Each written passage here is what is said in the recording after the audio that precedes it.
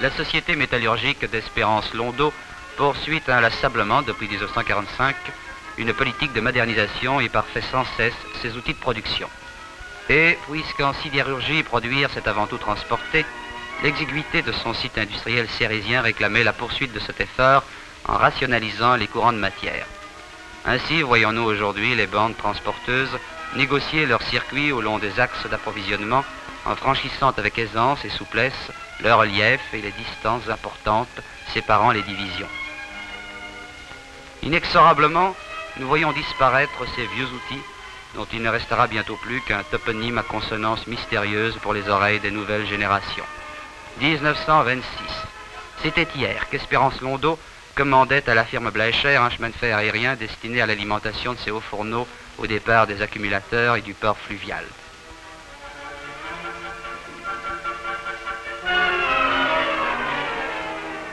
Tout au long des années, on s'est habitué à voir le manège incessant des bennes montant les charges vers les gueulards des hauts fourneaux.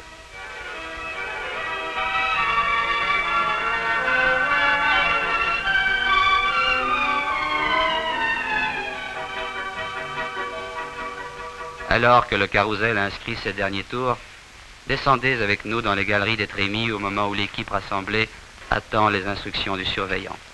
Les trémies étaient avant tout le domaine du travail pénible par l'effort musculaire réclamé et l'ambiance du lieu de travail.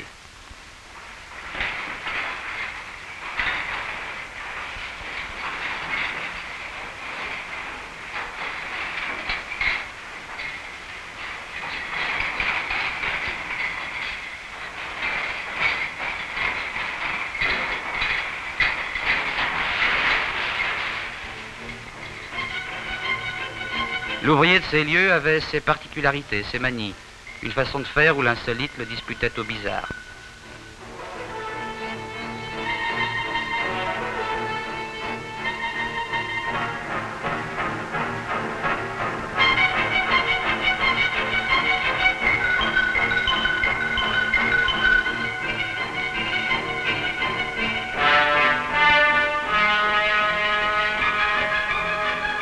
Les trémies formaient un petit monde à part où régnait avec bonhomie le surveillant, responsable de la montée régulière des charges, de l'exactitude d'emploi des éléments constitutifs du lit de fusion.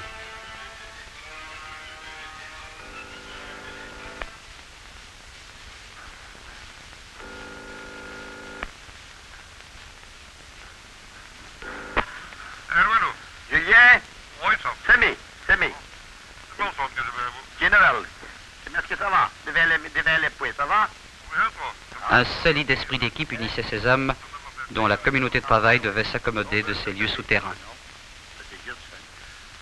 C'est un stop pour emmerder, Charles devant les routes, parce qu'il fait encore faire tout des routes, il fait encore faire tout des pites.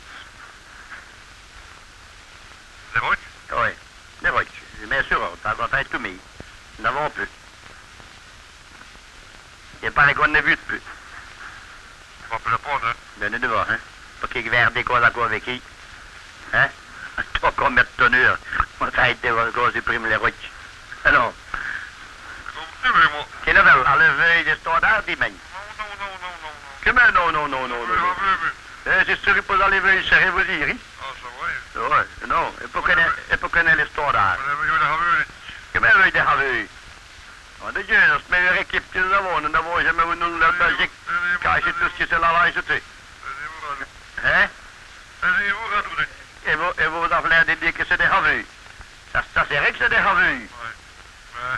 Il a rien de voulu gagner le point à Fléron, et Lyon que c'est rapide. Oui, non.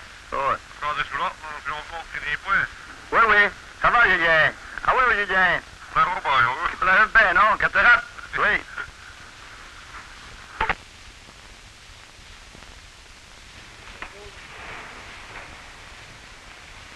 Remplissant et poussant les lourdes bennes de minerais au long des galeries dans l'enchevêtrement des monorails aux bifurcations nombreuses, ces hommes s'affairaient tels des gnomes au sein de la terre, préparant sans cesse leur pas du géant métallurge dont la faim dévorante réclamait toute leur sollicitude. Poussière, humidité le disputaient aux dangereuses manipulations de mitraille dont la chute intempestive réclamait particulièrement la vigilance du chargeur.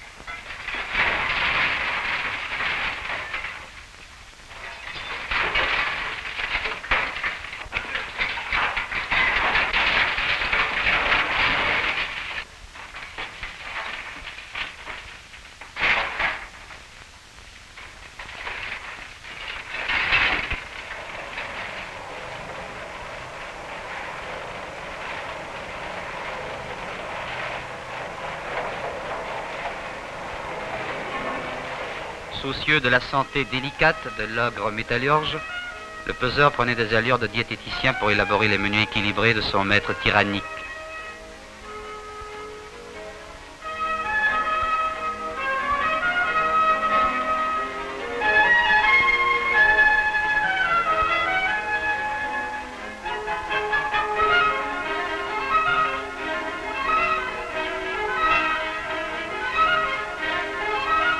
Des traditions bien établies prévalaient à l'organisation du repas de mi-pause.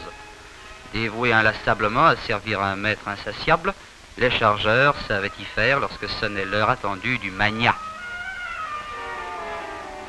Surgissant de tréfonds mystérieux, modernes cafetières ou coquemars traditionnels se prêtaient à l'élaboration du rituel café liégeois.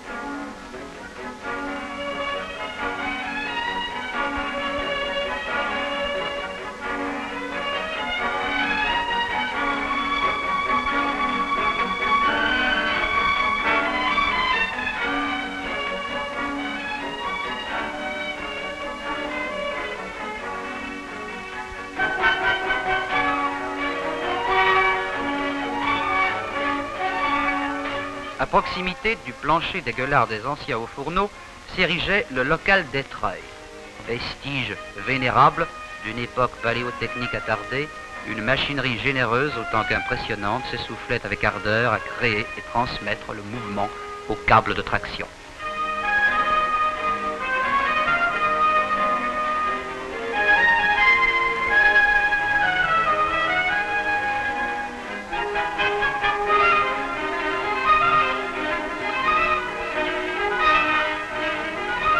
Toute cette mécanique était construite pour durer.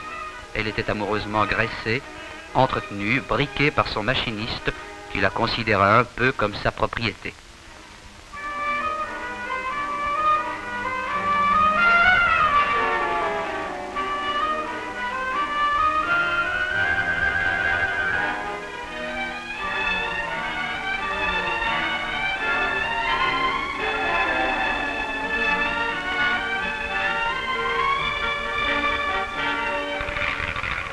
C'est au départ de cette machinerie que le câble de traction déroulait ses orbes caracolantes, entraînant en un vaste cramignon les bennes agrippées à ses câbles.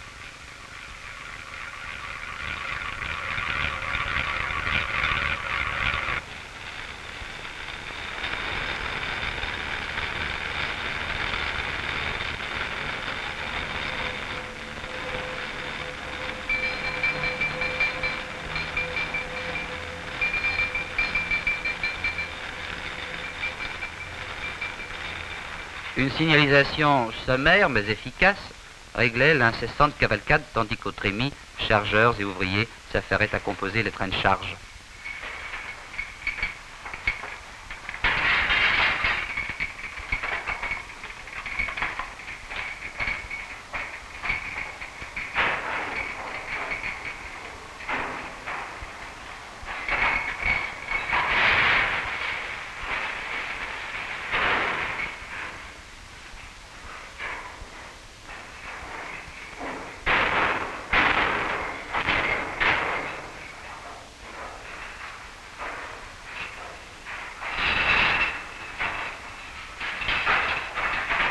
Entre les coups durs, l'équipe se retrouvait pour goûter quelques minutes de détente qu'un brasero de coke rendait plus confortable encore. On en profitait pour fumer une cigarette ou étancher la soif à l'eau jaillissante d'une petite fontaine.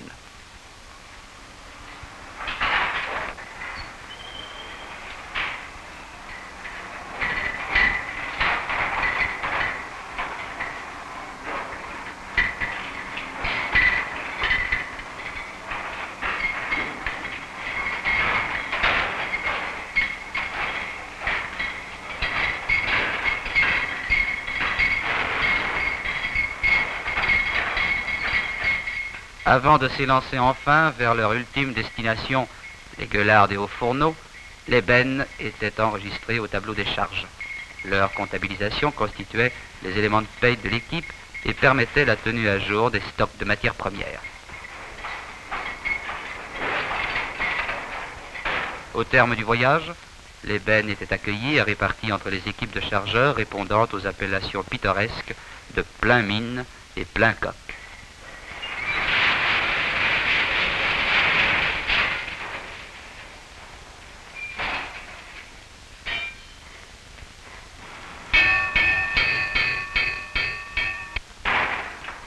Un train de benne assigné à tel haut fourneau était enfin délesté de sa charge pour assouvir momentanément l'appétit du monstre sacré de la métallurgie, Sa Majesté le haut fourneau.